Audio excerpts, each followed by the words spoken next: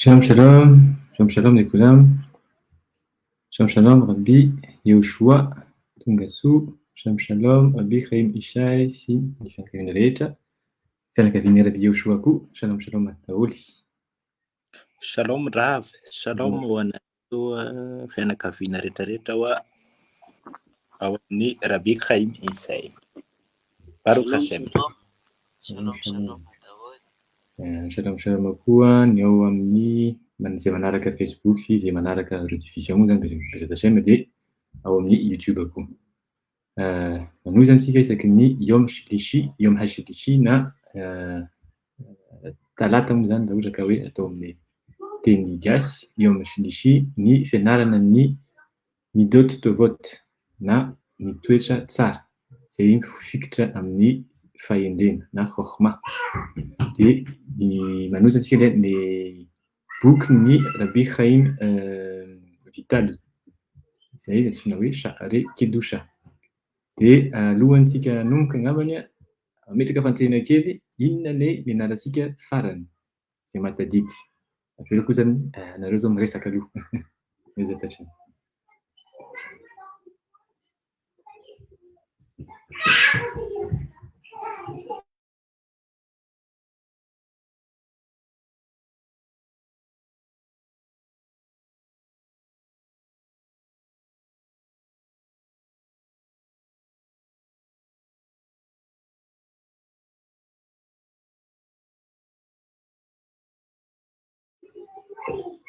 Aza misalasala mandray micro ary mandratsiny koa raha ohatra ka feno somary feo fa Baruch Hashem feno ankizy.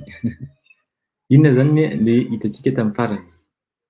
Ampiko kely fotsiny angambany ny zavatra hitantsika tamin'ny farany resaka ny dot sy ny mitzvot.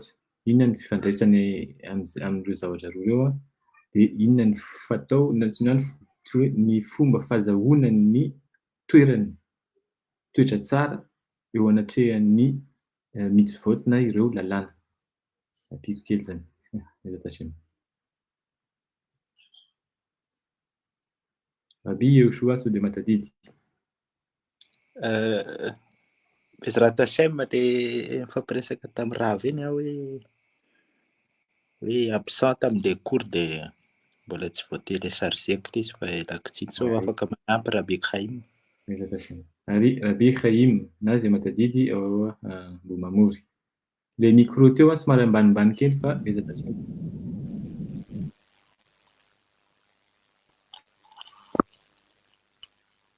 Shalom, shalom. Shalom, shalom. Maheno fa ilay micro somary ambanimbany.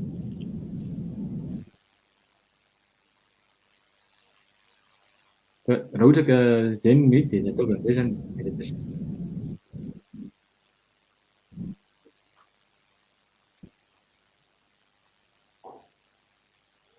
Bezrat Hashem ny anisan'ny zavatra andresana tao anatin'ilay cours tamin'ilay farany iny dia resaka momba ny mitôdy tovot sy ny hoe mitôdy rahot dia ny tariag evarim vegidim hoe avy amin'ny mitzvah zany no manome hery an'ireo zavatra ireo. Manome hery an'ny avy amin'ilay 613 mitzvot no mahatonga ny hery ao anatin'ny tariag evarim sy gidim.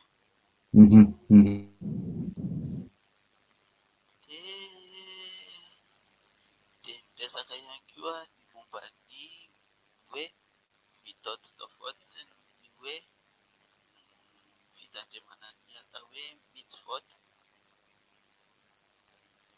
Dia ny tsaratsara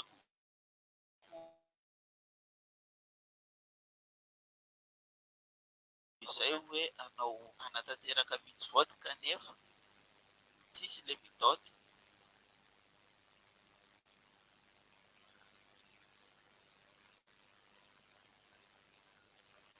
Zany hoe mananatanteraka alaka fotsiny amin'izao zany lasa shalom lasa mampitombony atao hoe gava ilay izy rehefa tsy mipetraka ny atao hoe fahendrena. Baruch Hashem, toda rabba.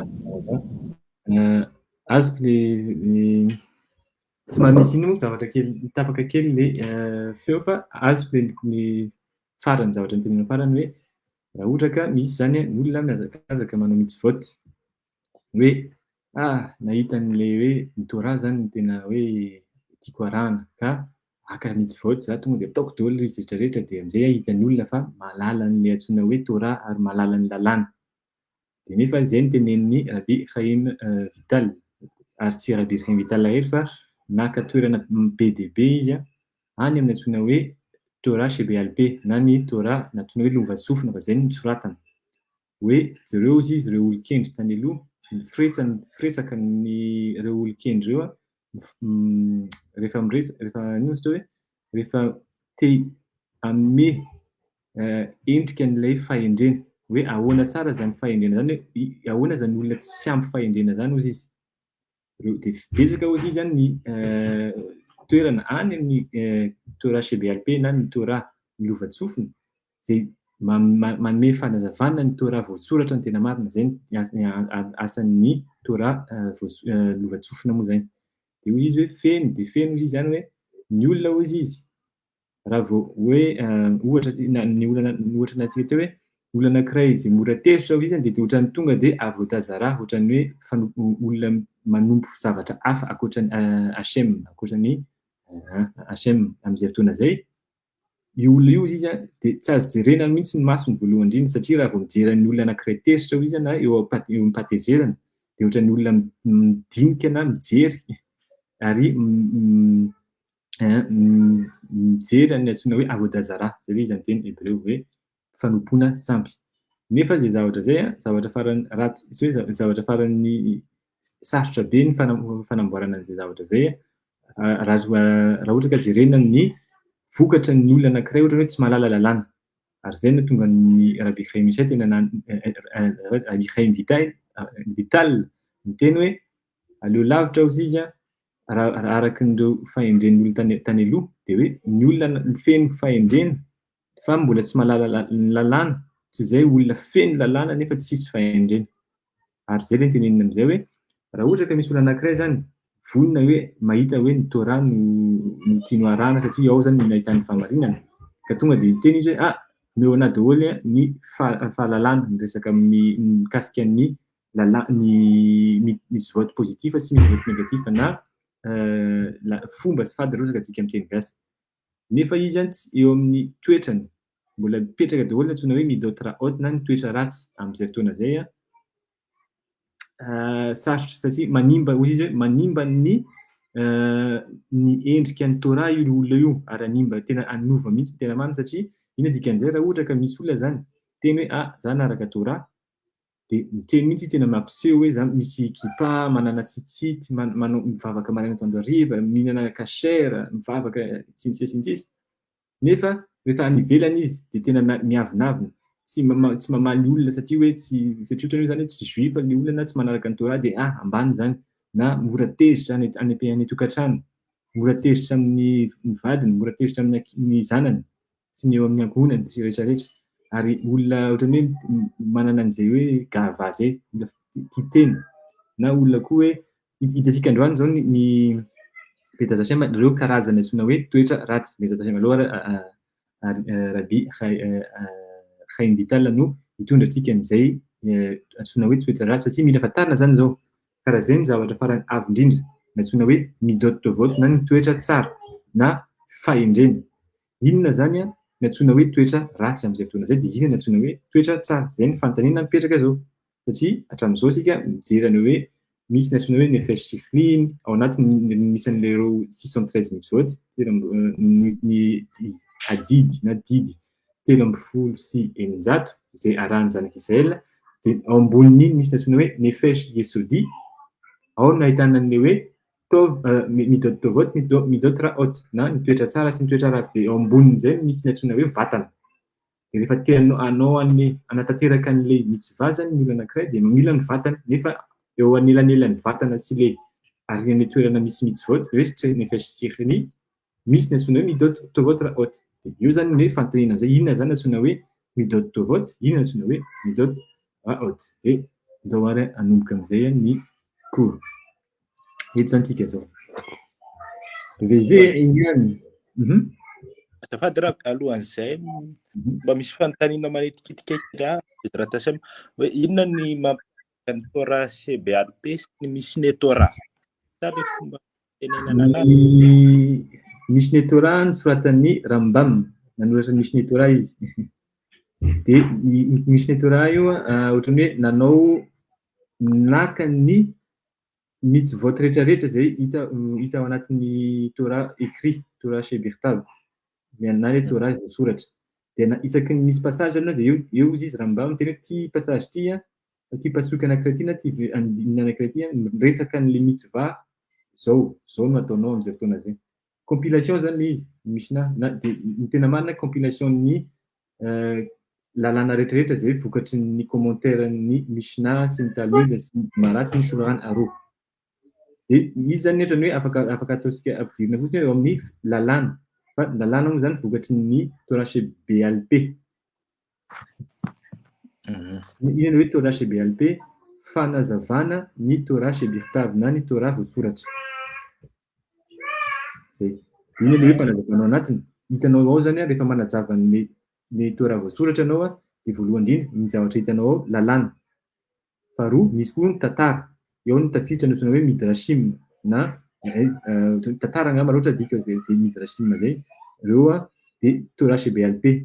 Lova tsofina azo avy any Moshe hatramin'ny taranaka amin'izao fotoana moa zany. Fa izy misoratana tamin'ny farany satria manjary hoe very le izy tamin'ny fotoanan'ny Rabbi Yehuda Anasi. Teo vao nanapaka-kevitra ny olon-keny hoe aloha soratana ilay lova tsofina rehetrarehetra avy any Moshe Rabbeinu satria manjary very satria efa tratran'ny galout, exil ny zanak'Israël dia mety ho adinina. Teo vao nisoratana ny Torah Shebelp. Sendra betsaka raha. Iny ary. Hoy izy zany. VZ inyanam kvar midbaer ki kol asher asa Elohim kulo mitov vera ze ne umat ze.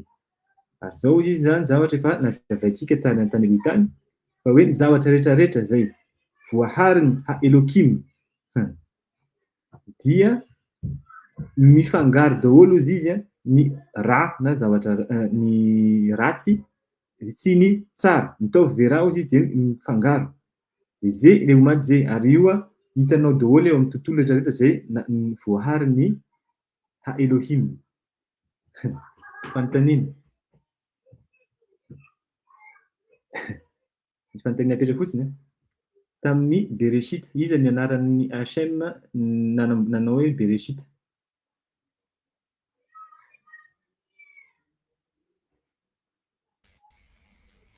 Elohim. Ka tsy azoko zany. Raha ohatra zany vao nanoratra zany ny Torah hoe Bereshit bara Elohim. Vao eo fotsiny zany hoe bara Elohim tonga dia efa inona izy mifangaro mitov vera. Satria zay ny teneny kol asher asa Elohim kulo mitov vera. Inona ny azontsika amin'izay zavatra rehetrarehetra zay nataony Elohim izy dia kulo izy rehetrarehetra izy mitov avy amin'ny tsara sy vera avy amin'ny ratsy. Kanefa tsika hatramin'izay ohatra ny mihevitra hoe rehefa hoe alohany tsy hoe mihevitra fa izay ny azontsika hoe talohan'ny Adama sy Eva Adama sy Hava nanota dia parfait, zavatra tsara daholo ny tany. Zao ohatra miteny indray hoe kulo mitov ny zavatra rehetra izy dia avy amin'ny tsara sy ratsy. Ahoana zany zany zavatra zany? Ahoana nazahoana an'io tenin'ny Rabbi Chaim Vital io?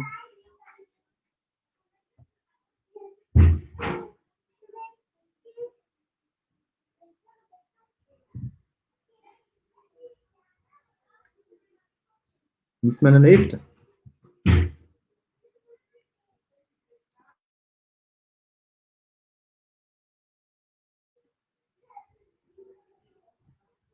Rabbi Yeshua manana hevitra kely?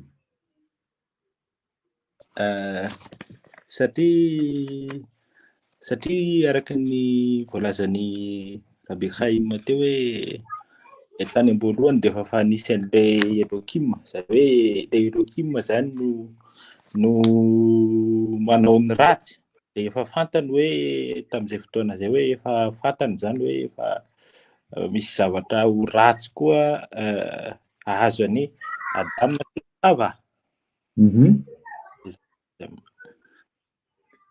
Dia ny zavatra tao alohan'ny Adama sy Hava zany efa nisy ny ratsy dia nisy ny tsara, efa vokatry ny tsara sy ratsy.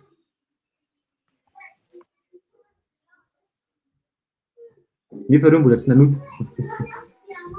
Zay ilay izy ny tena marina, raha ohatra hoe resantsika kely satria misy code izy io. Tasema fa inona ho izy? Kulo mitov vera, zavatra rehetrarehetra izay nataony na voaharin'ny Elohim, Elohim izy andrina, dia avy amin'ny tsara sy ratsy. Fa eo amin'io dingana ny resantsika io, resantsika zarain'ny Chaim Vital eo, aza eritreretina hoe ilay ratsy hatry ny eritreretintsika. Ny zavatra eo antsoina hoe ratsy io, misy mantsy rehefa mianatra ny tsiambarateny Torah amin'izay, misy ny antsoina hoe ratsy, misy ny antsoina hoe ratsy tsara, misy ny antsoina hoe tsara, misy ny antsoina hoe tsara ratsy. Rehefa izy miteny hoe tov vera, zavatra rehetra izy avy amin'ny ra, io ratsy io aza eritreretina mihitsy hoe ratsy. Le hoe ratsy fantatsika hatramin'izao eto amin'izao tontolo izao zany, amin'izao iainantsika izao. Fa io concept raha io araky ny hitantsika koa le hoe misy message.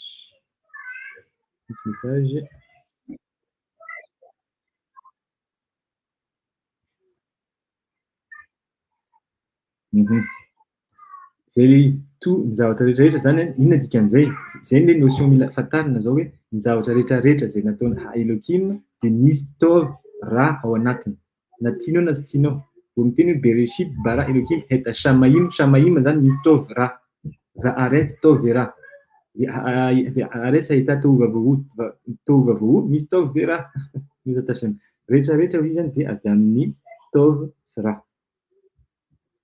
Ary zay mila apetraka anatin'ny saina fa tsy hoe ny zavatra antsika hoe masina zany, ao anatin'ny zavatra antsoina hoe masina io misy toerana antsoina hoe tov, misy toerana antsoina hoe ra. Fa reo tsy mifangaro, fa zay le zavatra tsy nety le hoe avokatry ny otana Adama sy Hava, satria nafangaro, aveliko ihany le zavatra nytenenina Chaim Vital tany aloha, tany nikorina ataontsika tany aloha, ny tom'a na ny loto vokatry ny zavatra anankiroa tokony tsy mifangaro. Fa rehefa tsy mifangaro izy roa, akôly tov na tsono ra io zavatra rehetrarehetra dia tov daholo na tsara.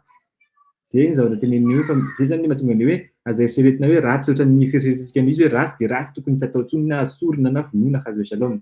Création, zavaboary antsoina hoe ra na antsointsika hoe ratsy.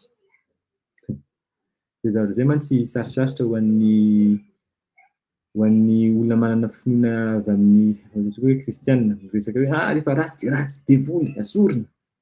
Tsy mametraka fanontaniana mihitsy hoe iza no namorona ny zavatra io. Raha mahavita manala ny zavaboarin'ny Hashem dia olona Hashem mahery be. Ve'ine kemo shebe arba'a hayesodot agufanim anikra homer hayesodot murkav mitov vera umisham ba'im kohot kiyum aguf o tahlu'av she'em arba'a marot. Zay ozy izy. Rehefa fantatsika zany zao fa ny zavatra rehetrarehetra zay voajanahary na zavaboahary dia nisy tsara sy ratsy amin'izay fotoana zay izy. Iny kemo sheba arba'a hayesodot agufanim, mitovy amin'izay izy ireo fototra anakefatra zay nanamboarana ny vatana, gofo. Hitantsika iny ny fototra anakefatra, Bezat Hashem, Mikra, Homer, ary ireo fototra efatra ireo natsoina hoe matériel, minéral moa zany, Homer zany ohatrany hoe zavatra azo kasihina. Homer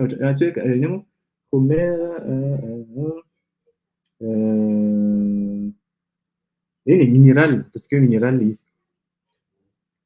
Zay fototra ny fanamboarana ny vatana zany dia misy anakefatra ozy izy. Hayesodot, Homer hayesodot, o murkav, ary io ireo vatana io zany ozy izy dia ny zavatra ao anatiny ao dia araka ny tenentsika misy ny antsoina hoe tôvy ve raha. Ao anatin'ny vatana zany misy zavatra antsoina hoe tôvy na tsara dia misy ny zavatra antsoina hoe rà na ratsy. Araka na ohatra hoe maka ohatra anankiray fotsiny ny rà afaka atsoisika misy karazany rà anankiroa. Rà feno oxygène iny antsoina hoe rà madio na raha ohatra hoe atao sary le izy dia iny le rà mena. Dia misy mantsy hoe misy rà mainty na ohatra hoe mainty na manga, ataontsika mainty na manga, misy koa zay mainty na manga, iny le hoe rà tsy ampy rivotra.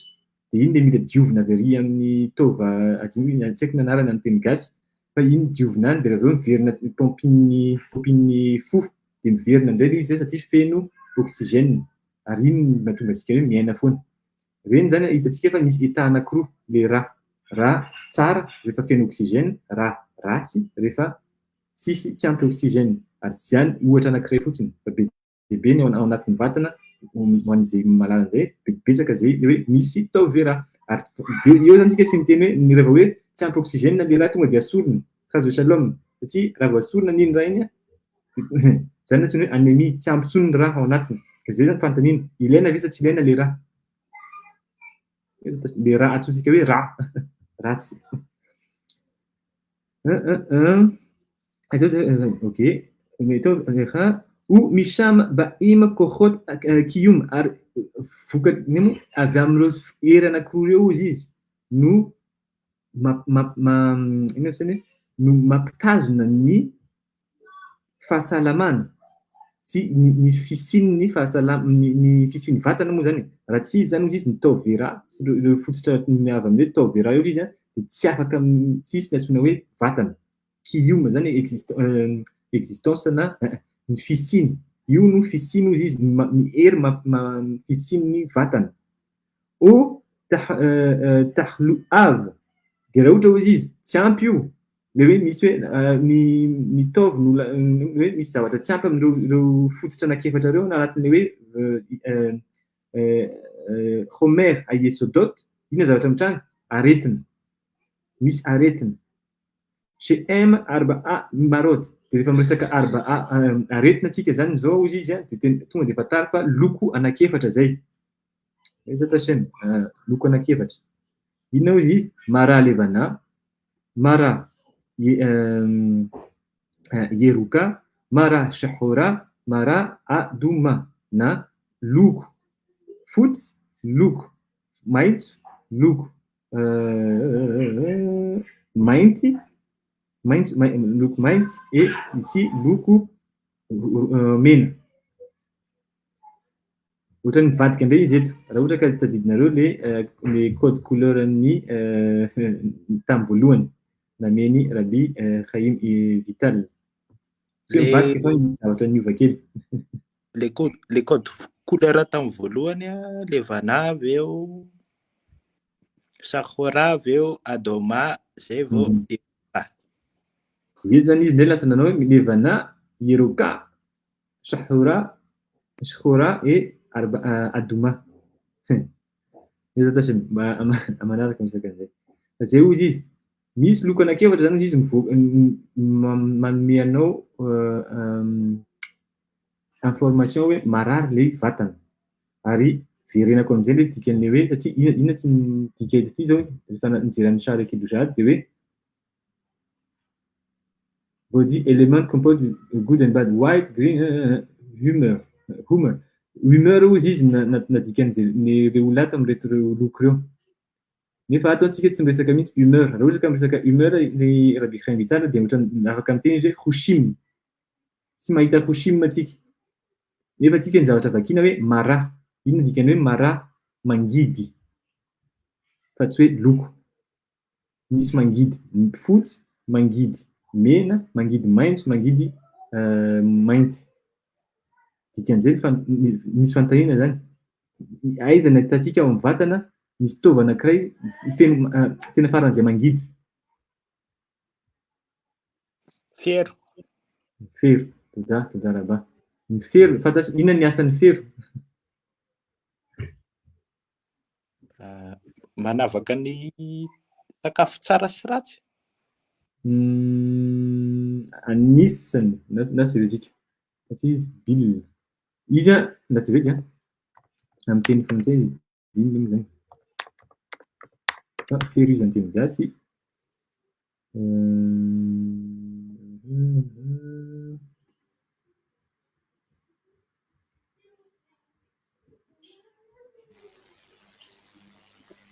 Afery izy amin'ny teny gasy bilina. Ay, afery. Fery. Toda.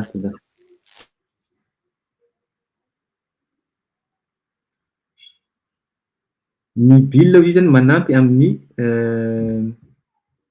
ohatra misy olona mihinana misotro alcool de izy ny bilina izy anisany manala ny taux d'alcool ao anatin'ny rà. Dikan'izay zany manao crise araka ny tenen'ny Rabbi Yehoshua teo hoe misy zavatra avany ao amin'ny zavatra hoaninao. De io nefa vokatry ny bilina koa izy mitondra loko azafady amin'ilay zavatra resaka fa eo amin'ilay zavatra mivoaka amin'ny vatana rehefa avy misakafo. Inona zany kôdy tenen'ny Rabbi Chaim Vital eto? Jereo izy ny lokon'ilay zavatra mivoaka rehefa hoe mivoaka ilay olona anankiray fantatrao hoe inona ny aretina mahazo an'ilay olona. Avy amin'ny zay fotsiny zany afaka resaka eto fa za tsy lalala hoe inona ny maninona. Fa eto izy tsy miresaka mihitsy hoe loko marà zany zavatra mangidy. Kôdy le izy. כמו כן בנפשות הנקראות זפדי צורות.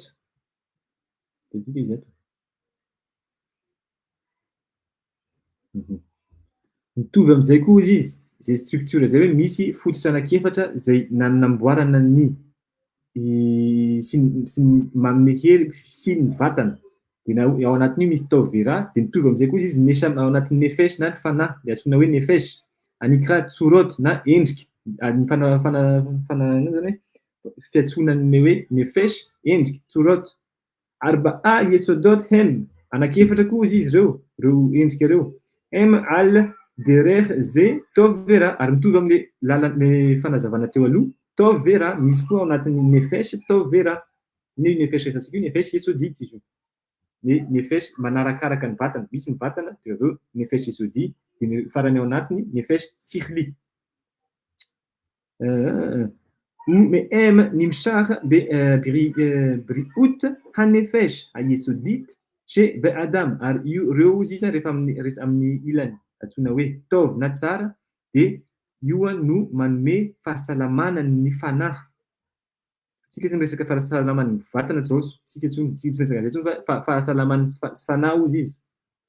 Tsy fanahy inona fa fanahy antsoina hoe nefesh yesodit. Shalom shalom Abanit Larita Jeffers. Shalom shalom. Fanahy zay izy teo hoe fanahy fahasalamana ny fanahy. Inona ozy izy? Ny mishaku midot hayesodot chez Adam chez midot atovot. Ary zay le eo amin'izay le secret tenen'ny Rabbi Chaim Ishai. Rabbi Vital. Chaim Ishai koa. Hoe rehefa salama ozy izy ny fanahy inona zavatra mitranga vokatry ny avy amin'ny hoe mitondra anao midot tovot. Fa ny tena izy hoe satria le olona anankiray feno midot tovot na feno fahendrena inona ny vokatry n'izay salama ny fanahiny. Rehefa salama ny fanahiny anankiray tonga de automatique satria ilay fanahintsona hoe nefesh yesodi no tena fanakaiky indrindra ny vatana.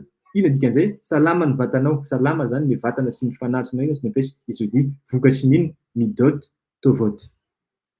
Io le clé, une clé nizaraina Rabbi Chaim Vital zao. Inona zany dikan'izay koa ohatra ka misy marary jereo fotsiny midot tovot.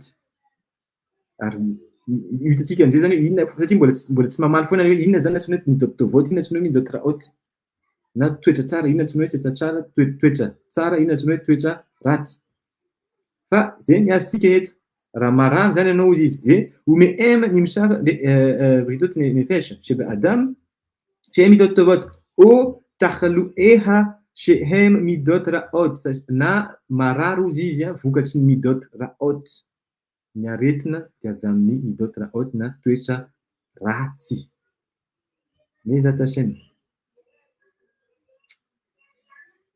نمشخوت بأربعات ليبوت ريفا مرار وزيزي نفوي ميست ميدوت راوت وزيزي نو دي مرار لي فنا أريو إذا نمزاني سواتش ناليفا ما تونغان رين أريتنا رين وزيز أدم فوكاتين كليبوت تجيرفا الوتو مورمور avec clipot tum od activité clipot na le akorandriky moa zany na le era avy any ivelany de antsoina hoe tsy anatin'ny kedosana hasina zany fa avy any ivelany de mitondra zany izy loto izy izy avy any ivelany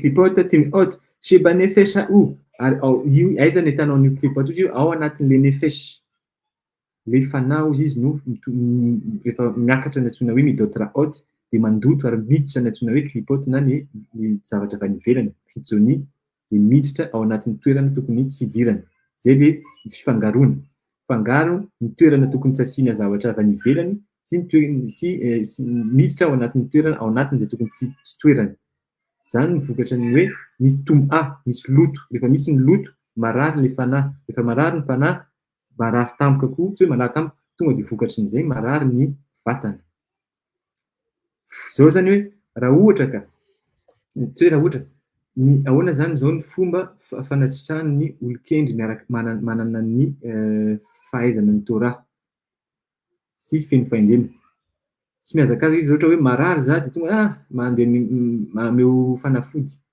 zany tsy indika hoe tsy mila fanafody fa jerena fotsiny ny étape fanaovana an'le izy voalohany aloha jerenao le aretina sy le symptôme de hitanao hoe satria rehefa manana le fahalalana sy le petatashemy de izy na ty zavatra ty avy amin'ny vokatry ny ty midôtra ty voalohany indrindra de rehefa fantatrao koa zany ny fadingana anankiray de midôtra iny nefa manimba ny tsy mamela an'le olona manao anty mitsivaty sy ny sisa fa zay mbola étape anankiray fa tsika miresaka fotsiny momba ny hoe midôty na toetra ratsy am'izay fotoana zay amboaro aloha izy zany midôty nio le zavatra tenenin'ny olon-kendry hoe ohatra hoe zao hoe maka ohatra tsy idirany fa hoe marary tenda izy zany le olona anankiray de manantona olon-kendry de inona mivaly teny zao ary zavatra ataonao manomboka androany de matory amin'ny tany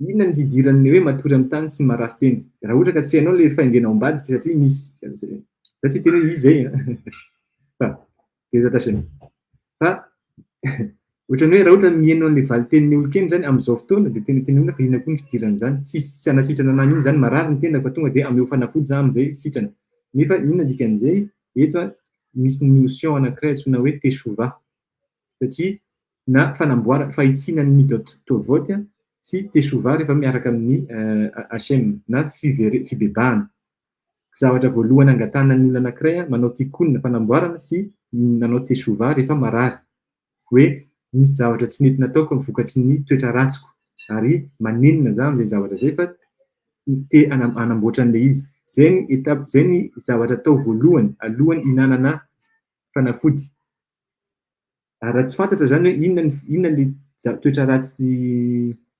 ananana ahoana fomba anasitranana an'le izy ezatashemy fa tonga de tsika zany tonga de mazakazaka satria marary fa tsy zakako le izy fa allo tonga de sitranana amin'ny fanafody nefa ny indrindra fatarina koa fa rehefa hoe mitoerana anankiray marary manome tanana anao Hashem azahoanao manao teshuva ary iny zavatra marary anao iny misy no fanampinanao zany tsy indika hoe aloha zany izy marary eo de miaritra tsy zay mihitsy fa raha ohatra ka fantatrao fa marary izy voalohany indrindra helinao fa marary de dikan'izay fa anisan'ny manamboatra manarina n'lay no hoe dingana voalohany amin'ny teshuva zay na amin'ny fibebahana teshuva zany hoe miverina mody fanafody zavatra tenentsika amin'ny teny gasy zany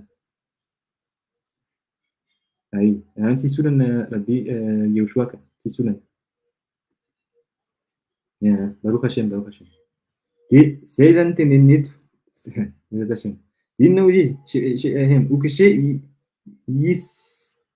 يسرم معلبة يتلبشو אותו ארבעה של הוויה שהם אור המחיה נפש היסודי.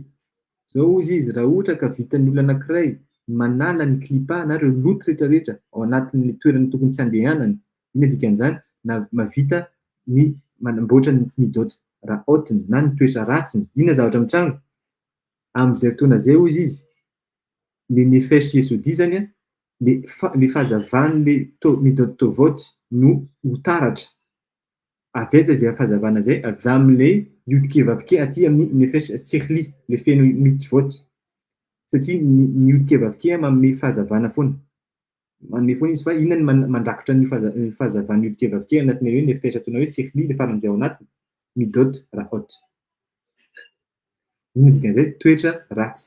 Raha ohatra zany misy olona manana maso mahay mijery ka mijery olona ka hoe tsy mahita na hoe ohatrany hoe misy fahazavana na misy ohatran'izay, zany tsy hoe inona izy teo hoe mitsaratsara olona hazo shalom, fa manome information fotsiny mety misy midôty zany mbola mila amboarina Bezrat Hashem. Dia rehefa manamboatra sy manahitsy foana izy manao tikonina na fanamboarana ny toetra ratsy ny sisa sy ny sisa, inona zavatra mitranga?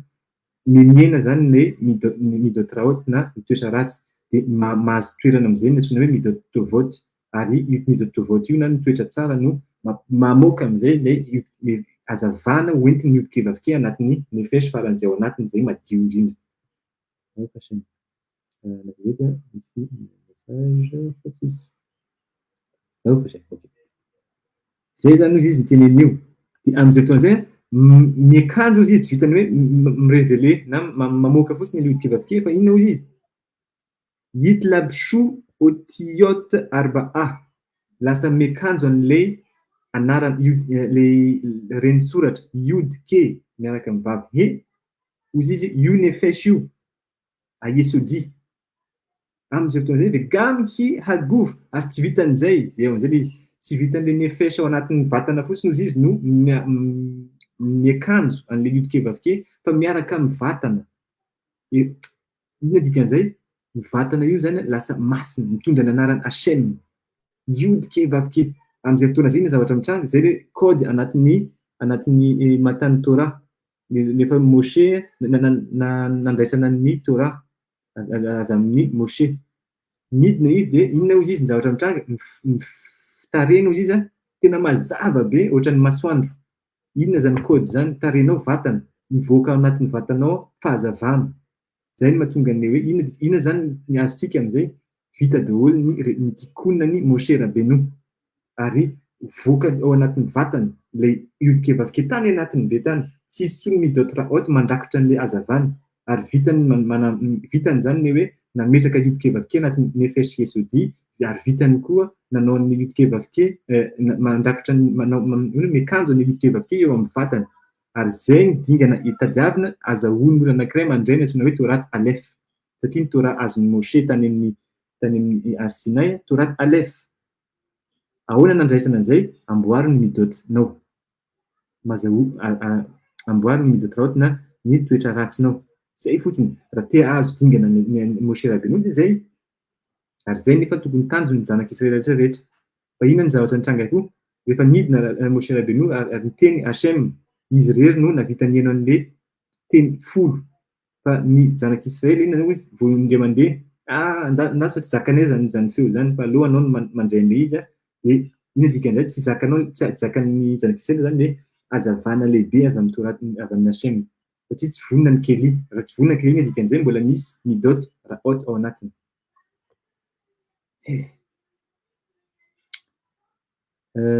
Misy fanontaniana ve aloha?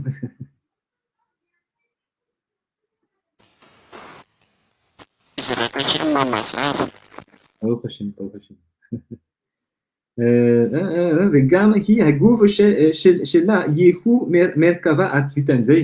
Rehefa tratra hozy izy dingana izay, dia lasa merkava. Inona antsoina hoe merkava, rabanity?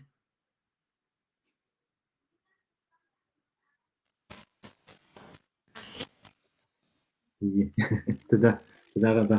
kalesan'inona satria ny kalesa mitondra inona ozy izy Merkava elle qui du château Yidbarah ny lasa kalesa hoy izy ny vatanao hitondrana ny hasy nahary anao Yidbarah anao zany ampiasainy lasa tsy hoe ampiasainy fa mitondra ny hasiny Hashem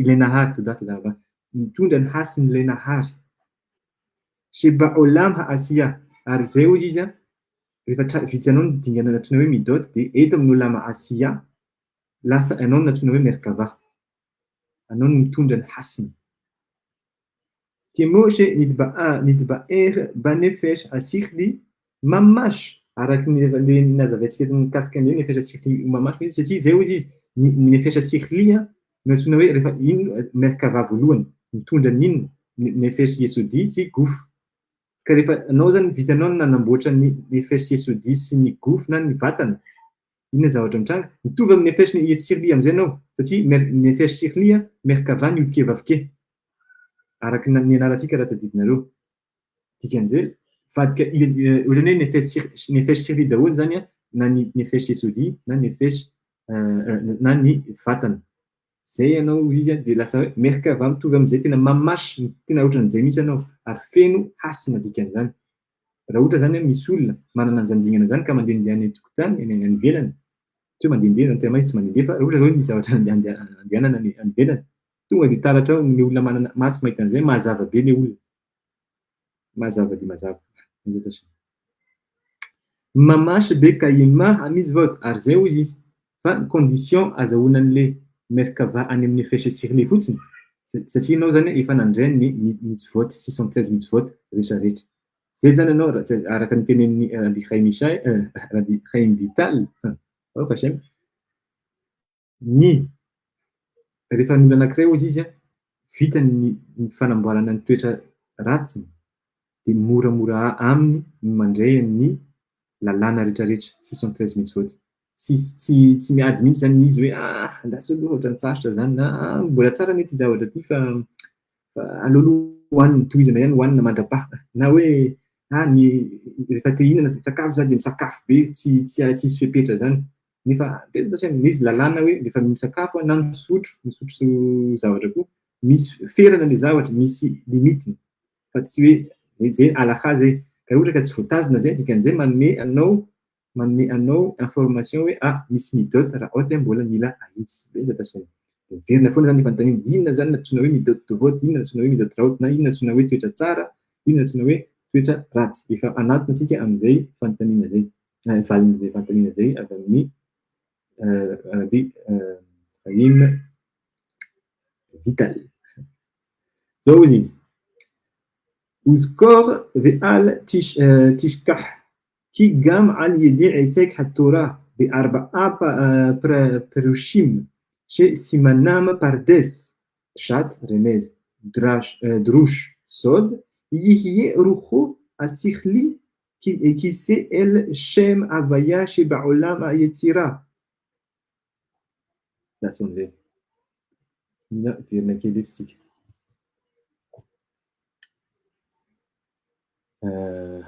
ampiasa an'ity. Manao ohatrany hoe résumé kely.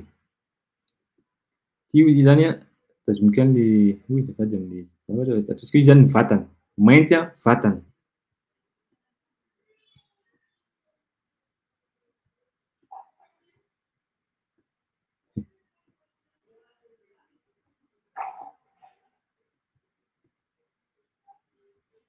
vatana dia vita iny ataontsika mavo ny ao anatiny nefesh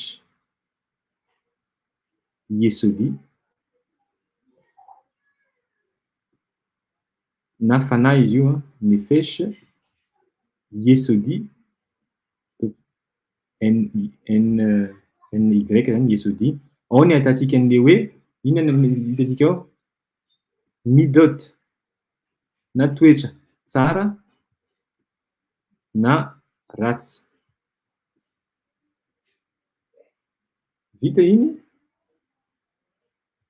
ao anatiny amin'izay antsoina hoe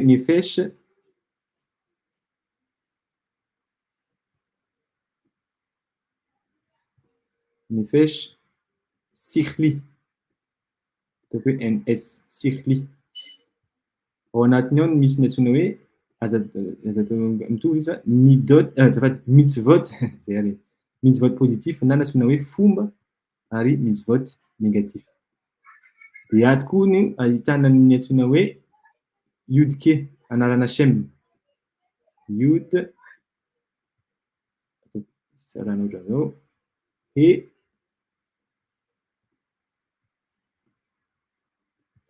vav he.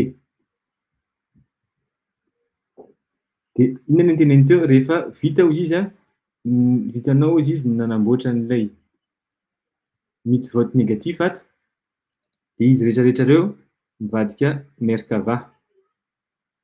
Hoe zany lasa ohatran'ny hoe charette na kalesa. Kalesy ny kedushat Hashem. Tsy vitan'izay hozy izy. Zay zany ny zavatra voalohany azahoanao an'izay hoe merkavat nefesh ary amin'ny olama antsoina hoe asia.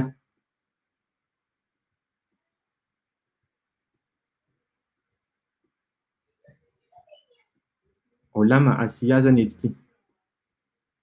Dia hozy izy raha ohatra anao zany te hiakatra amin'izay dingana, hoe te azafady hoe tianao hiakatra amin'ny antsoina hoe olama asia anao, inona ny zavatra ataonao voalohany?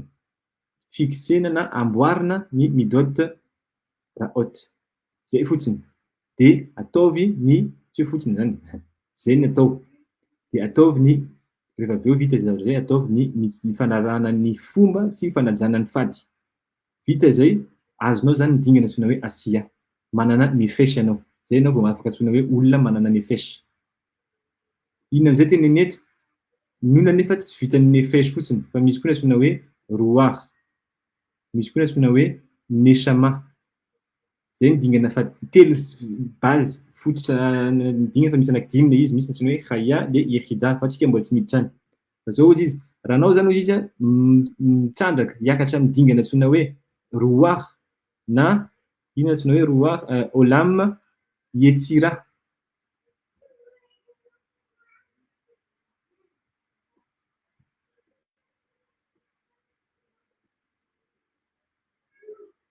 Ka anovan'ilay roar sirli satria anatin'ity koa misy ohatran'izao, misy dingana mitovy amin'ity. Ataoko ohatran'izao. Misy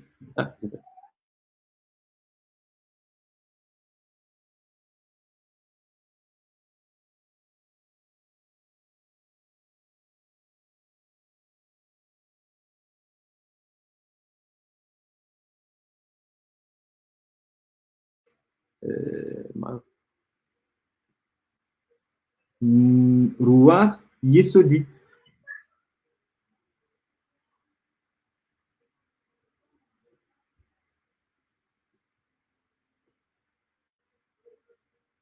Raha ohatra hozy izy tianao amboarina amin'izay rehetra, tsy miditra intsony tsika amin'ny resaka midot satria fa azonao izay midot izay na toetra tsara.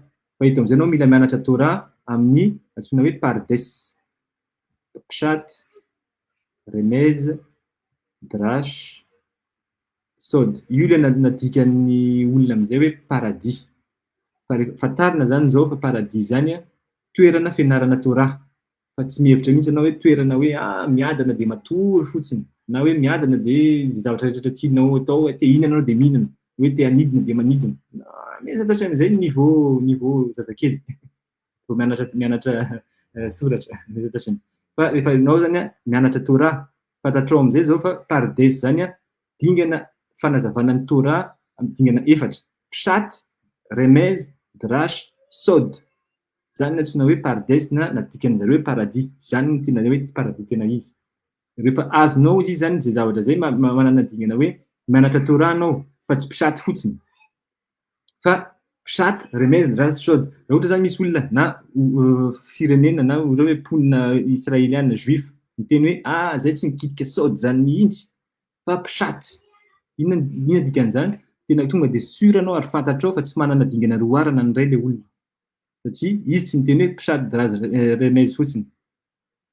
Fa izy rehetrarehetra. Raha ohatra koa mitovy amin'izay, ny olona anankiray milaza hoe na sod fotsiny pisady zany ho an'ny olona mbola vao manomboka tsy mila an'izany. Ay, Baruch Hashem, anao zany farafakely raha ohatra am'zay fotoana zay sady manome anao zany information fa ambany midotinao ary tsy hisy mihitsy ny mipetraka amin'ny olona zay tsy manana roaha nandray ary. Kody tazomy tsara ty rest note fa Bezat Hashem manampy. De ina koa tohizana am'zay izy teo. Ary tsy vitan'izay ozy izy. Lasa merkava koa zany ianao ozy izy hoe azafady arbaa yihye ruho hasikhli kise el shem avaya. Ary efa vitanao zany mianatra an'izay ary maîtrisenao reto dingana reny tenentsika eto. De lasa merkava koa le roa sikhlinao. De ipetrahan'le kedushat Hashem koa zany ianao rehefa vitanao daholo izy rehetra eo. De ina koa tohizana. Vechen al yede a mahshava ve hakavana tihye nishmato asikhli kisesh leshem avaya sheba olam a bria. Ina dikan'izany? Raha ohatra ka mianatra am'izay anao zany satria nalaza hoe pshat drash remède sod sy ny sisa le hoe pardes de mitovy koa misy structure anankiray mitovy koa ato verina ihany le izy. Fa tsy atsonatsony izy hoe nefetra ty fa ataontsika hoe neshama ns neshama sikhli nishmat sikhli. De tsy vitan'izay fa eo koa misy koa zany natsona hoe structure hoe neshama yesodi sy ny sisa. De nazahoana ny lasona vety ampiakarina kely. Ny azahoana ny dingana anankiroa ohatran'izao zany ozy izy avy amin'ny alalan'ny rehefa manao mitsivoty ianao de tsy mitsivoty pisato hoe mivava na manao bénédiction hoe amin'ny rano. Baruch Hashem me haolam shakoni abivaro. Tsisy kavana. Bezat Hashem fantatrao zany fa raha ohatra ka tsy zakan'ny olona miandry hoe misy kavana, misy zavatra azo ao anatin'ny sainao hoe anampy anao le rano tsy hoe anampy anao voalohany aloha ampiakatra ny mitsaotsy na ny fanahy ao anatin'io rano io anao. Azahoany zareo miakatra dingana satria zay ny asa miakatra dingana de alefa any amin'ny toerana hoe atsona hoe Gan Eden zareo le fanahy ao anatiny. De anao zany amin'ny bénédiction na raha teneninao mila manana farafahakeliny kavana zay hoe ty kavana ataoko ty bénédiction ataoko ty na ny tsodrana ataoko ty mba azahoana hoe mba hoe anampy an'le fanahy ao anatin'ny rano hiakatra. Zany basique ny kavana faran'izay ambany. Tsy hoe ambany fa fidirana tontolo atsona hoe kavanoty na fomba fisainany rehefa manao mitzvah, manao didy. Ty azo an'io anao zany ina zavatra ataonao kavana. Si tsy vitan'ny kavana fa misy koa dingana anankiray sona hoe marshava sika mbola tsy resaka an'izay fa concept hafa misy hoe concept hafa fa concept manokana misy nasona hoe marshava kavana voalohany de aveo marsha kavana. Vitanao zay de fantatrao am'izay zany ny olona fa miactiver neshamany ary io nasona hoe olam bria. De averiko am'izay raha ohatra ka nakanody daholo hatramin'izay tsika amin'le cours nataontsika hatramin'izay hitanareo am'izay atambaro daholo hoe inona ny atsona hoe olam bria, bina, sefira inona ao anatiny, inona le iodike vavike ao anatin'izay le inona moa zay renitsoratra le amin'ny anarana shema iodike vavike sy ny sisa bria. Ary zany manao an'izay fitambaran'izay zavatra rehetra zay. Zay ny code na outil fitaovana zarainy Rabbi vital anatin'ny Sha'arei Kedusha. Te ahazo roaha anao, azafady voalohany indrindra.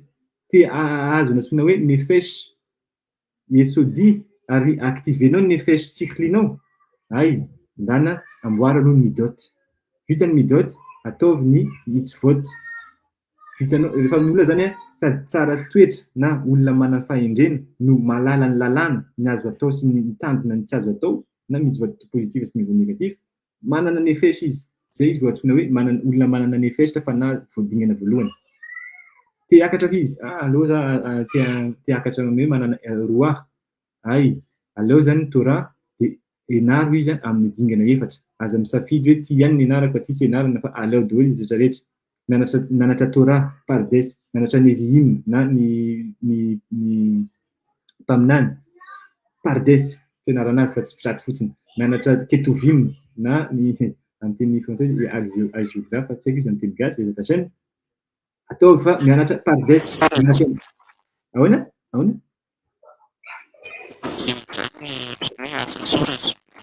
ay asa soratra ay soratra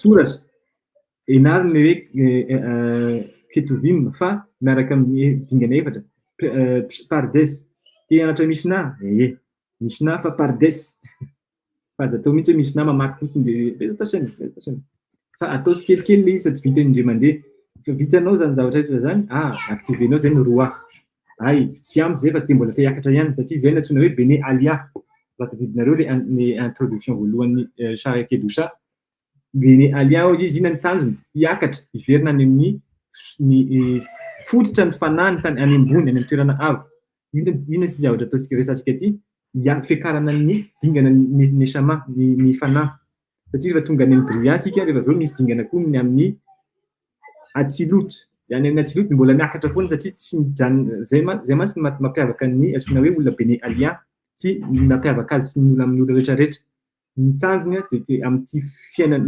iainana amin'izao fotoana ity de te hiakatra foana izy hiakatra hiverina any amin'ny toerana nandona loharano nipoirana koa zay zay manjy mahazo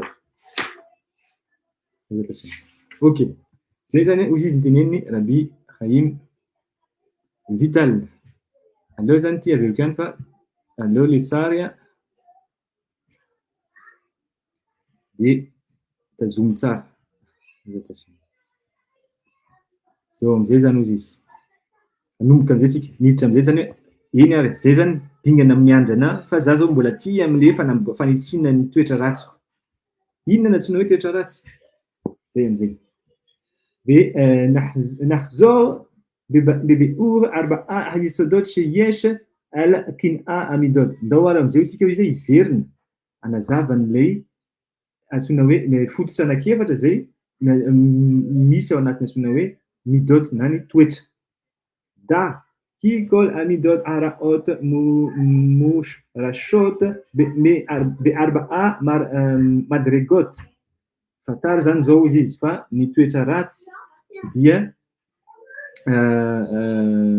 mifikitra na tafiditra ao anatin'ny dingana efatra zay hitatsika anatin'ny nefesh ayesodi araka ny teneny teo efa fantatsika zay zavatra zay fa veriny ihany le information hoe aiza mipetraka ny antsoina hoe toetra ratsy sy ny toetra tsara anatin'ny antsoina hoe nefesh yesodit mitsad ara fa zay tsisika miresaka hoe toetra ratsy de any amin'ny ilana antsoina hoe ratsy ra de haklipa asherba ary le klipa na le akorandrika dikany klipa fa nitendrika ihany zavatra fa nivelany tsy avy nivelany fa mitondra loto aklipa ao anatiny velachem kol hamidot raot mikhlakot le arba'a minim zay mahatonga ny ozy izy hoe midot raot na ny toetra ratsy ozy izy de mizara efatra zavatra voalohany mila atao anatin'ny saina efatra ny fototra ny toetra ratsy rehetrarehetra fantatra hoe misy eto amin'izao amin'ny zavatra toerana iainantsika zao efatra tsy dimy tsy telo fa efatra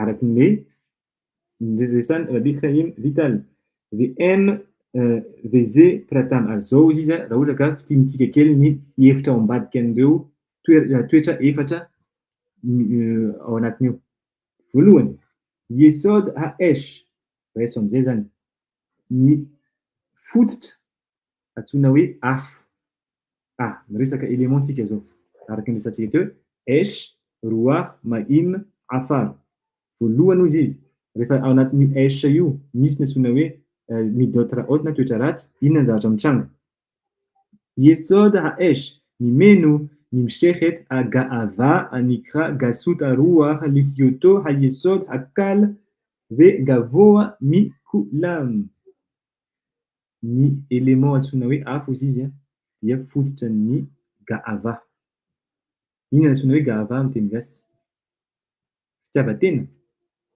mety hoe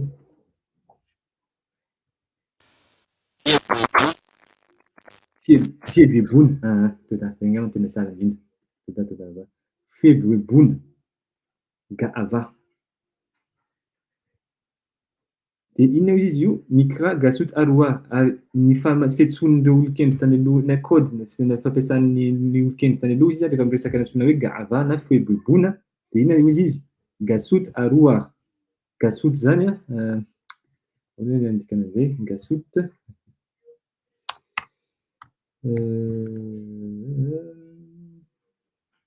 ahoana ataon'izay ny teny gasy?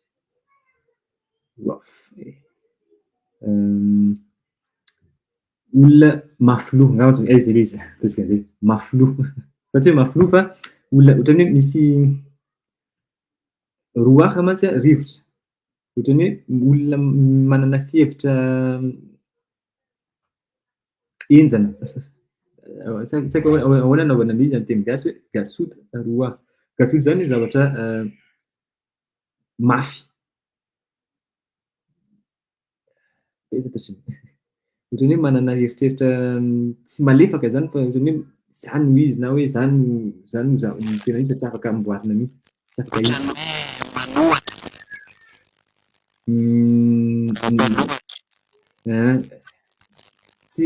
Tsy ao anatin'izay le dikany fa azoko tena hoe manohitra foana izy fa tsy hoe manaiky fa eny ataontsika an'izay moa zany aloha fa mila jerena kely hoe inona hoe gasot aroa amin'ny teny gasy zasiny. Lihiotô hayesod hakal ve gavoa mikulam. Inona hozy izy? Maninona izy no antsoina hoe toetra ratsy voalohany ary izy no antsoina hoe mampiseho hoe mihebohebo no nida na toetra ratsy voalohany satria izy hozy izy zany farany avo indrindra amin'ny toetra ratsy ananan'ny olombelona raha ary tsy vitan'izay hozy izy fa izy faran'izay maivana. Inona dikan'izany? Indraindray ny olona mihebohebo tsy araky ny eritreretantsika hoe mihebohebo de hoe olona le faran'izay miresaka indrindra na le faran'izay misehoseho fa misy koa nefa olona tsy hoe tsy ampisehoany mihitsy fa hoe mihebohebo izy nefa hitanao fa ao anatiny misy ohatra hoe miafina zany hoe zavatra léger zavatra maivana ny ivelany hitanao fa nefa izy ao anatiny ga'ava lehibe de lehibe. Indraindray tsy voatery hoe olona hoe tena misehoseho mivoaka hoe zany no tena izy. Marina fa tonga de fantatrao izy hoe izy zany manana ga'ava fa misy sasany tsy voatery izy miresaka ohatran'izay fa ga'ava ao anatiny. Ary inona dikan'izay? Inona hozy izy? Ubirlal aka'as lasa tohizina ary tsy vitan'izay fa zavatra anatin'io antsoina hoe olona mihebohebo io dia fahatezerana ka'as. Ki mipne haga'ava mitka esa adam keshe'en ose retsono. Ary dikan'izay manina hozy izy miresaka sika hoe ka'as na fahatezerana satria rehefa tratran'ny fahatezerana hozy izy Adam rehefa be mihebohebo hozy izy ny Adam ka tezitra de tonga de tsy izy tsony ny ao anatiny fa lasa tsy manao ny sitrapon'ny maha olombelona azy tsony izy fa mizavatra hafa ny miditra ao amin'ny vatany de iny zavatra iny no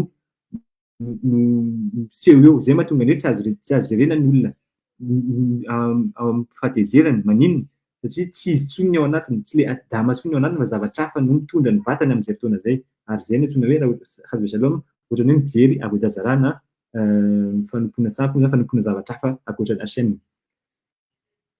Izay zany antsoina hoe gasot aroa raha ohatra ka atao ohatran'izay hoe fanahy atao hoe fanahy maditra fanahy tsy satria zay le gasot aroa le zavatra miditra ao anatin'ny vatan'ny olona antsoina hoe mihebohebo.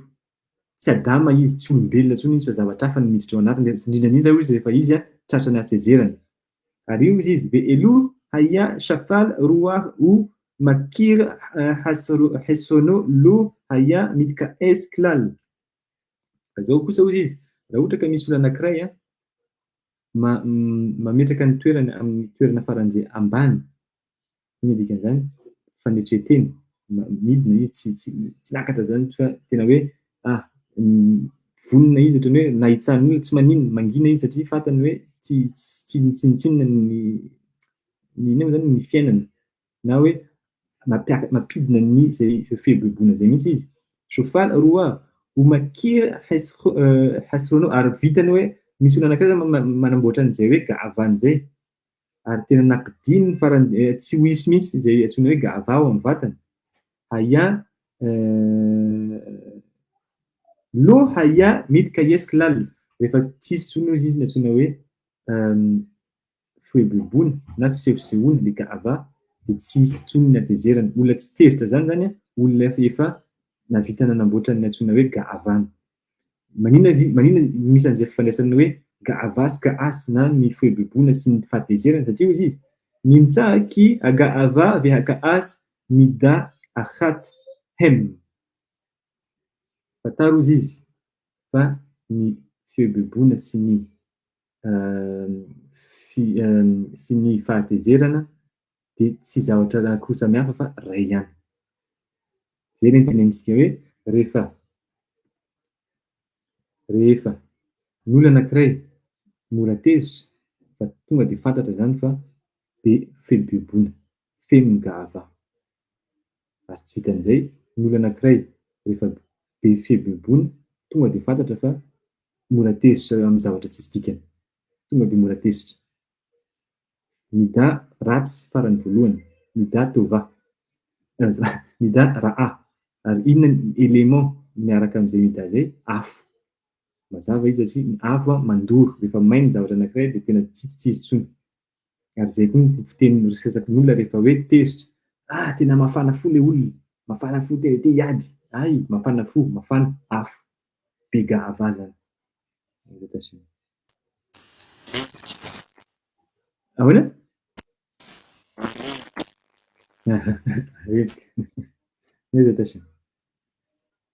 Ny mitsaky ve toldotem shalosh. Ary zay zany rehefa hoe ny fototra ny mida antsoina hoe gava, izy zany fototra voalohany. De misy hozy izy zanakin'ireo, zanakan'le hoe hatezerana, ino dikan'izay? Mety hoe tsy hatezerana ny fipotran'ilay toetra ratsy amin'izay fotoana izay fa dérivé avy amin'ny io fahatezerana io na gava. Anankitelo izy ny dérivé zany, toldote na ny taranakany antsoina hoe fahatezerana sy ny fihoebobona. Toldotehem shalosh ha kabdanut belibo. Inona hozy izy? Voalohany indrindra, ny olona, zay le terme amin'ny teny kabdana zany zany hoe makipida, olona perfectionniste. Hoe raha vao tsy zao no tokony anaovana an'ity fa raha vao tsy zay de tsy izy. Ary tsy faly mihitsy le olona ohatra hoe misy zavatra ataony de tsy vita le izy, ohatrany tsy faly zany fa ohatrany mbola afaka atao tsara le zavatra. Zay zao tsika tsy mieritreritra hoe misy gava, inona ny idiran'ny fihoebobona amin'izany. Nefa eto tsika mianatra zao, Abigail Vital nilaza anao fa zany signe ny antsoina hoe gava, perfectionniste. Tsy malefaka mihitsy zany fa hoe fa zao de zao. Raha vao tsy zay ny zavatra mitranga de tena tonga de simba ny anazy hoe tsy mila an'izany fa zo any. Signe ny gava, kabdanut, belibo. Ary zay hozy izy ao anatin'ny fony, izy ao anatiny. Tsy vitany hoe izy zany ohatrany hoe tsy malefaka mihitsy izy ho an'ny fisainany. Ary tsy vitan'izay fa mety hoe mahavita koa izy mametraka an'izay fomba fisainana izay any amin'ny olon-kafa. Raha vao misy olona anankiray manao zavatra ka tsy mety izy de tezitra. Hitantsika tonga de misy ifandraisany le kaasy, tonga de tezitra le olona satria tratran'izay hoe zay ny dériveny na taranaka ny antsoina hoe gava sy ny fahatezerana. Ny olona antsoina hoe perfectionniste. Kabdana belibo. Ki lule hagava lo haya makipid belibo. Satria raha ohatra ka anao izy tsisy gava, tsy mihebohebo, de inona ny mampanina anao raha ohatra ka tsy mety le zavatra, tsy hoe tsy mety fa tsy amin'ny araky ny zavatra nieritreretinao le zavatra mitranga. Zay hozy izy. Fataro zany fa raha ohatra hoe misy zavatra ataonao ka tsy faly anao satria tokony mbola mety tsara ina, le olona nanao an'ity tsy mety. Miezaka Tashem gava. Ary verina ihany rehefa misy zany gava de fantatra zany fa io olona io mora tezitra. Na kaas. Ke inyan shebe'arnu be'inyan hakaas ube vakashat asrara. Araky ny nazavaintsika amin'izay hozy izy, misy anankiray faharoa zao, araky ny nazavaintsika mikasika ny fahatezerana, misy olona zay vakashat asraha ve'akavod le itga gaot al abriot. Zao izy ny dérivé anankiray taranaka an'le gava anankiray, olona zay mangataka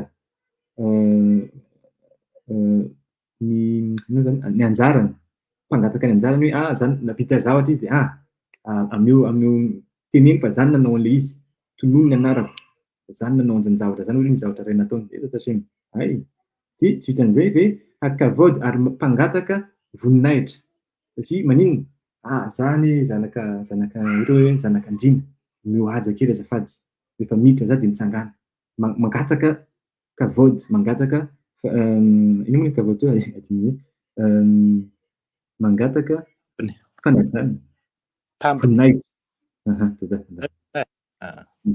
voninahitra no voninahitra ary zay ozy izy fataony olona tsona hoe begava ary zay mametraka ny toerany zany izy ao ambony olona rehetrarehetra zany izy izy le hity gaot al abrihot mametraka ny toerany amin'ny toerana avo maka kely tsika ohatra anatin'ny communauté anankiray satria anao Baruch Hashem na mahay mamaky teny hébreu na mahay mianatra ary na mavita mianatra alakha de teny am'izay anao satria za manana an'ity zavatra ty tokony za zany mitantana communauté ary miteny mihitsy anao za malala satria jereo tsara ny zavatra haiko. Inona zany zavatra zany? Ga'ava. Mametraka ny toeranao amin'ny toerana avo. Tsy olona no nametraka anao fa anao miteny zany tokony mitantana ary efa tsy manaiky anao satria zany manana ny fahalalana aza manatra ty amiko andana mandeha amin'ny toerana hafa. Zatasemy. Dikan'izay averiko any izy tia fanampiana tokony hoe rehefa mahita an'izay zany tsika de hoe ampiana zany le olona raha ohatra ka manana fety ohatran'izay hoe andao hianatra tsara kely ho sa fa misy tia fanitsinana antsona hoe midot raot tsy tena anao misy an'izao fa raha ohatra averiko any izy tsy hoe ndasongava azitsiko kely tsy hoe manatona antsika mandeha amin'ny olona hazo shalom de miteny hoe andao hianatra tsara kely ho sa diso ny zavatra teny teo fa rehefa vonona le olona manino izy mivonona satria misy sedrasedra satria misy vokatry ny daholo ny zavatra tsona hoe midot raot fa rehefa tratran'ny fampianaran'ny fiainana angamba ohatra ka ataoko ohatran'izay izy vokatry ny fampianaran'ny fiainana de rehefa aveo izy mety hoe malefaka amin'izay le fo sy le gavany de izy vao manatona olona am'izay hoe tena misy an'izao olana zao za fa hoe afaka ampiana hoe eo tsika efa afaka miteny hoe andao ara fa afaka jerena hoe misy ny sary kidosa zay amin'ny resaka ny fomba midot de andao ary hianatra resaka tasemy fa averina ihany ty zany fitaovana azahoana ohatra hoe azahoana information mikasika ny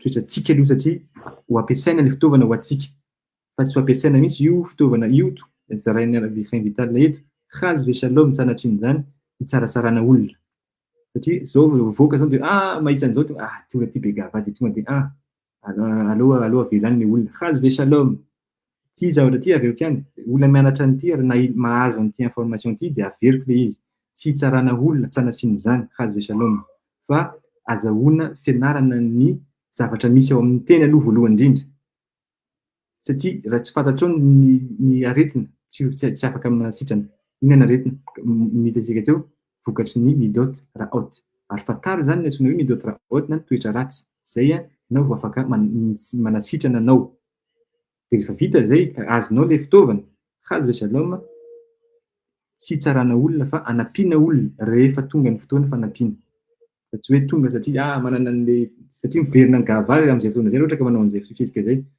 nahazo an'ity aty za sinoe mety sary kidosa de ndao tokony mianatra an'ity anao avianao aty fa vitako fa misy an'izao maninona anao miteny an'izay mbola misy zany na sinoe gava ampizatasiny ve azafady kely ve sin le zulato al hioto gadol mimeno ary tsy vitan'izay ty zao zany faefatra fatelony ny tsy fitiavana ny olona mitovy aminao ny olombelona le sinat le zulato ny piraitam-po aminao ny olona mitovy aminao tsy ty ny fankahalana raha ohatra zany averiko ihany maka ohatra todata abanity lahita jeffers raha ohatra misy olona hoe Izy zany mitantana communauté. Tena hoe misy zavatra hoe tranga de tena tsy tiana tsy tiako tsony anao communauté fa andana makary. Tena mavita anao zany misy fankalana be ao anatin'ny olona mpiara-monina aminao na olombelona mitovy aminao. Zay de efa izy. Inona dikan'izany? Gava lehibe ary zay izy. Io izy. Al hayoto gadol mimeno. Io izy anisan'ny zavatra faran'izay avo indrindra amin'ny resaka dingana antsoina hoe gava. Ary tsy vitan'izay satria maninona koa izy ilay olona tsy tia olon-kafa satria mametraka ny toerany amin'ny toerana avo. Inona zany dikan'izay? Ny olona mpitantana no tena faran'izay tarigetra ny antsoina hoe gava. Satria rehefa apetraka anao amin'ny toerana avo na amin'ny toerana misy responsabilité, misy adidy amin'izay fotoana izay, tandremana dia tandremana ny gava satria satria anao azo kavaody hitantsika teo. Amen'olona fankasitrahana sy amen'olona voninahitra. Miakatra amin'izay ny gava. Ary io miandry ny olona mitantana. Io no tokony tena tandreman'ny olona hoe olona mametraka ny toerana amin'ny toerana avo. Raha ohatra ka ny olona mametraka amin'ny toerana avo, hazo shalom ataovy mitovy Moshe Rabbeinu, tsy hoe izy no farany avo, izy no faran'izay olona antsoina hoe humble, anava. Manesy teny? Ahoana? Manesy teny toda. Manesy teny. Io izy ny faran'izay olona manesy teny dikan'izany fa izy ny ambany, izy no mitondra ny vahoaka fa tsy izy mametraka ny toerana any amin'ny farany avo. Zay ilay mahasamihafa ny antsoina hoe leader mpitantana ao anatin'ny Torah. Izay izy ny mpitantana faran'izay ananantsika anatin'ny Torah, Moshe Rabbeinu, sy ny mpitantana na ny fitondrana amin'izao fotoana. Ny vahoaka mifidy ny président, fa izy avy eo mipetraka any amin'ny farany avo any fa tsy mifandray aty amin'ny mponina. Fa izay nefa zavatra faran'izay fa madika ny zavatra tokony ho izy. Anao satria ny fidiana na nametrahana voninahitra sy ny fanjakana, anao ny farany ambany. Izany mahatonga ny Sefira, Malchut na ny fanjakana, aiza farany ambany, mitondra n'izy rehetrarehetra. Fa anao mihevitra hoe Malchut indray natao Keter, fandray ilay izy satria ny fanjakana no misy ny antsoina hoe ina moa ilay hoe Keter, couronne, satrom-boninahitra. Fa tsy diso. Mitovy ilay izy ifandraisany ilay izy fa dikan'izay raha ohatra ka tsy ilay fanjakana dikan'ilay hoe hitondrana hizakana ny vahoaka no ataonao fa mitsandraka an'ilay satrom-boninahitra, ilay hoe titre, dia diso. Tsy mety ary izay no antsoina hoe eo anao dia tena tratran'ny gava. Satria anao mihevitra hoe izany tena farany ambony, izany tsisy olona afaka mikitika anazy intsony. Gava dia gava. Izy zany averiko ihany fa tia tena zavatra faran'izay tandremana.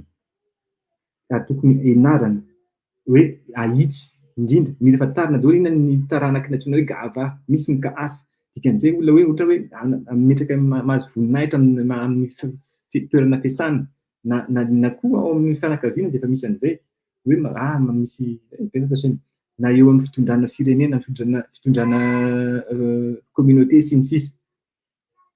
Tandremo ny gava, ny fihebebona zafady. Veze anafa me hagava gamken satria io izy ilay ny fitiavanao fanambaniana olona sy fanaratsiana olona sy tsy fitiavana olona, fankahalana olona, io koa izy dia rantsany ny antsoina hoe gava. Bezat Hashem amin'ny manaraka amin'ny herinantsika manohy indray ny Yesod antsoina hoe roa na rivotra. Fa zay zany aloha no nida raha voalohany nianarantsika androany na toetra ratsy izay tokony fantarina aloha zany dia averiko ihany ny message na ny hafatra tokony ampita. Fitaovana anamboarana ny tena, ito fitaovana zarainy Rabbi Chaim Vital io fa tsy sanatrin'izany hitsarana olona. Bezat Hashem. Misy fanontaniana ve?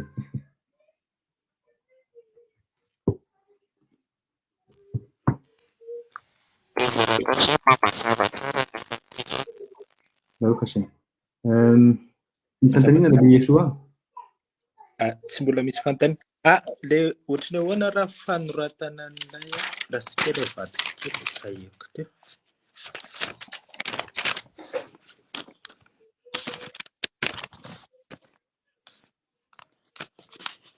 تدرب ربانيت Larita Jeffers for your comment. Baruch Hashem, Baruch Hashem.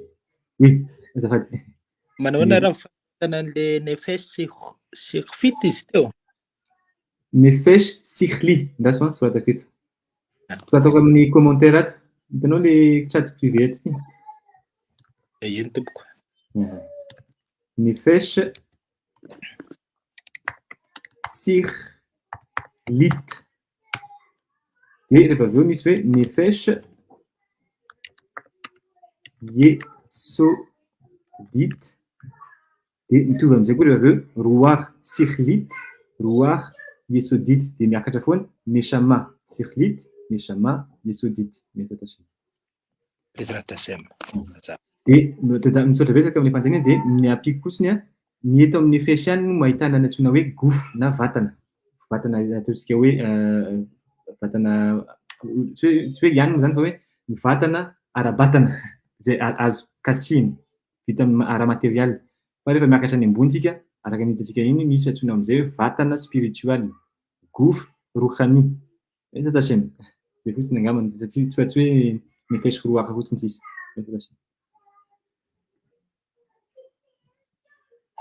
Baruch Hashem. Zay zany aloha no vita amin'ity Baruch Adonai Olam Amen Toda Rabba Rabbi Chaim Ishai sy ny fianakaviana rehetrarehetra ao ambony mamory Toda Rabba Rabbi Yoshua sy ny fianakaviana rehetrarehetra any farsy ny tsianaka